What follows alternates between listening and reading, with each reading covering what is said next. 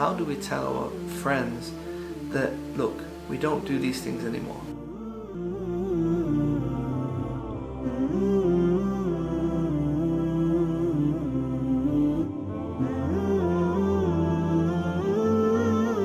Assalamu alaikum warahmatullahi wabarakatuh. My name is John Fontain. Welcome back to another episode of the Islam Wise show, where we're going to be speaking about common issues that new Muslims face during the Christmas period.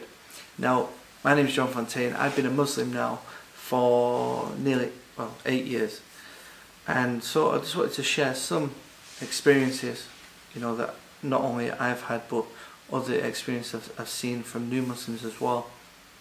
And today I want to speak about friends. I want to speak about friends. Now, subhanAllah, one of the most difficult things when you come to Islam is the exchange of friends. You see, you've just come to Islam and maybe all your social circle are non-Muslim.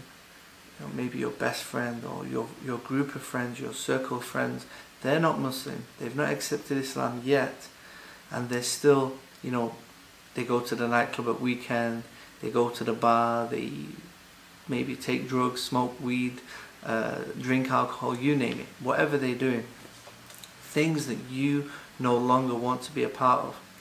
And the problem is that if we do stay in these social circles, we're going to feel pressured, and we might even fall into the trap of getting involved in things that we're not supposed to be getting involved in, whether it's drugs, alcohol, zina, you name it. If your friends around you are bad influence, then don't be surprised if you get dragged back into that. So the first thing is, how do we tell our friends that, look, we don't do these things anymore? We don't celebrate Christmas. Don't expect me to come to the nightclub on New Year's Eve or on the weekend or all the Christmas parties. Don't expect me to get involved in drinking and these type of things. How do we break it to them? Look, quite frankly, we should just be honest with ourselves and honest with them. If they are really our friend, they're going to appreciate that we've chosen a new religion, and they're going to respect that as well. If they don't appreciate that, then really they're not really true friends. So you're probably better off without them in the first place. Now, what we must also try and do is increase our Muslim social circle. Now, I know this is not easy, subhanAllah, especially if you're living in a predominantly different culture area. Like, for instance, if you're living in a Muslim community that is predominantly one particular culture, it can be difficult. I understand, I get it. I know it's difficult, but we have to try our best. Ultimately, we might not necessarily be able to click with a certain culture or with certain mindsets which are not necessarily Islamic. They're Muslims, but they might not necessarily have a good understanding or good grasp of Islam. But ultimately, it is better for us to be within a Muslim community rather than our social circles being predominantly non-Muslim, because we'll have less chance of being dragged into bad things. So the main thing is, don't be shy about your religion. If they are true friends, they will understand you and they will respect your choice of being a Muslim. And at the same time, we should also try to increase our social circles, our Muslim social circles.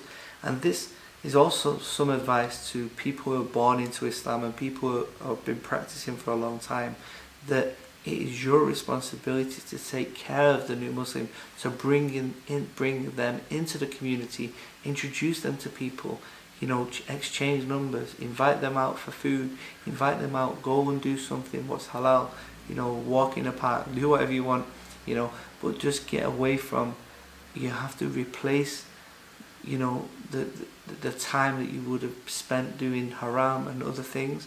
You have to replace it with something new. I personally replaced it with reading, researching, da'wah, also tea and coffee, going out for food. The big problem with that, because you get a bit of a stomach, but subhanAllah, is better than getting dragged into the jahiliyyah. Most of all, the same advice: confide in Allah, worship Allah as best you can, and always pray to Allah to make it easy for you and to protect you from these evil things, and Allah will make it easy for you, inshallah. Assalamu alaikum wa rahmatullahi wa barakatuh.